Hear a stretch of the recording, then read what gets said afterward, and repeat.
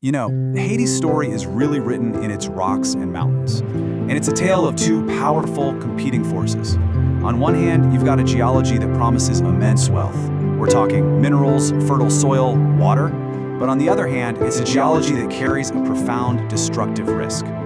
Today, we're going to explore this fundamental duality, this story of fortune and fault lines. Okay, so let's get into it.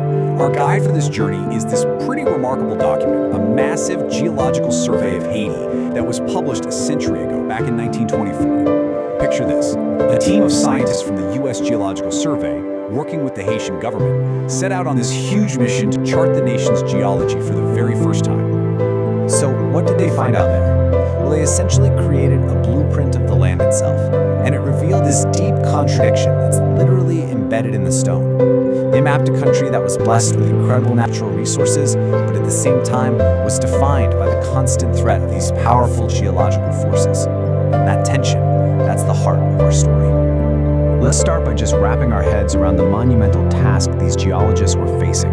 This wasn't some simple mapping exercise. They were truly charting the unknown. This quote from the report itself just says it all. Can you imagine trying to create the first ever geological map of a complex, mountainous country without even having a reliable regular map to start with?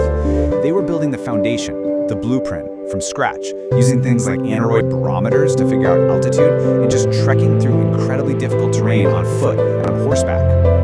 So, what did this new blueprint reveal about how Haiti was even formed in the first place? Well, the story starts deep, deep within the earth, with forces that are almost hard to imagine.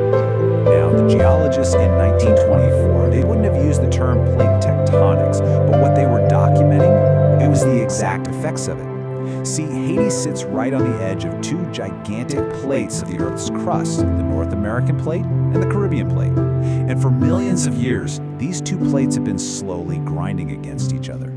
It's this slow, violent collision that literally built the island of Hispaniola right up from the seafloor. And this right here, this illustrates the central theme perfectly. This one geological process, it has this dual personality.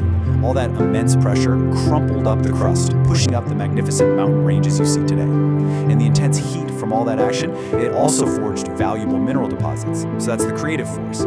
But that very same pressure also fractured the rock on a massive scale, creating this network of deep, dangerous fault lines. And that's the destructive force, two sides of the exact same coin.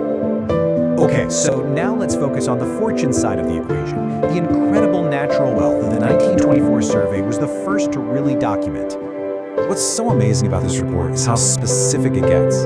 These guys weren't just guessing, they were on the ground taking samples. For example, in the Terraneuve district up in the northwest, they found these significant deposits of copper, a mineral that was, and still is, absolutely essential for industry. And get this, check out this data point directly from their report. They recorded that one amazing shipment of ore they found was nearly 15% copper. That is incredibly rich. And it wasn't just copper either. It also had silver and even traces of gold. This wasn't just some abstract potential. This was tangible, high-grade proof of the riches hidden in those mountains. And this potential wasn't just in one spot. The survey basically reads like a treasure map. It documents magnetic iron ore near Lemonade in the north, big beds of lignite, which is a type of coal, in the Central Plain, and even manganese down near Jackmill on the southern coast. It's like a geological lottery had spread its winning tickets all across the country. But the country's fortune wasn't just about what you could dig up. The survey spent a huge amount of time on what you could grow. They mapped out the huge plains like the Artibonite, and they noted the super fertile red clay soil. They also meticulously documented all the water resources, the big rivers, the springs, and the huge potential for groundwater, which, is vital for life and for agriculture. They saw a landscape just bursting with agricultural promise. But, and this is a huge but, for every measure of fortune that geological blueprint revealed, it showed an equal and opposite measure of risk. The same forces that created all that wealth also created a land that is constantly and sometimes violently in motion. So what does this number mean? 246. That's the number of earthquake shocks that were recorded at the observatory in Port-au-Prince in just 13 years, between 1906 and 1919, 246. And that doesn't even count the hundreds of other shocks felt everywhere else in the country during that same time. It's just a stark, numerical reminder that the ground here is very rarely still. And the geologists knew this wasn't some new thing. They dug into the historical record and found this long, tragic history of catastrophic earthquakes. Port-au-Prince completely destroyed in 1751, and then leveled again just 19 years later. Cap Haitian devastated in 1842. This timeline, which they pulled from historical accounts, shows that these huge seismic events aren't an anomaly. They are a recurring, predictable part of life in Haiti. And here's the crucial connection the 1924 survey made. It linked these historical disasters to the physical reality of the land. They started to map the massive fault systems that crisscross the country. They understood these weren't just random acts of destruction.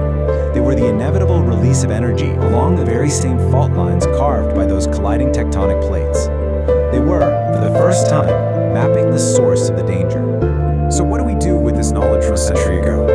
Well, we have to see it as a fundamental inheritance, a set of conditions that can't be changed, only understood and hopefully adapted to. This slide just brings it all home visually, doesn't it? On one side, you see the Artibonite Plain, a perfect symbol of the land's vast agricultural potential and fertility that the surveyors saw. And on the other side, you see the hidden reality, those powerful fault lines running directly underneath that very same fertile ground. It's the promise and the peril, existing in the exact same space. In the end, the 1924 report reveals a truth that's as solid as the limestone mountains it describes. This duality, this constant push and pull between fortune and fault lines, is Haiti's permanent geological inheritance.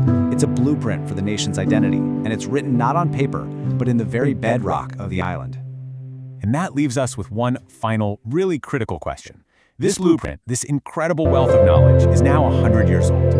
Its warnings about seismic risk are more relevant today than ever, and its catalog of natural resources is still a catalog of potential. So the question for all of us today is, how can the lessons from this old map, this story of fortune and fault lines, help shape a safer, more prosperous future? If you found this fascinating, hit that like button and subscribe for more deep dives into Earth's hidden stories. What do you think about Haiti's geological potential?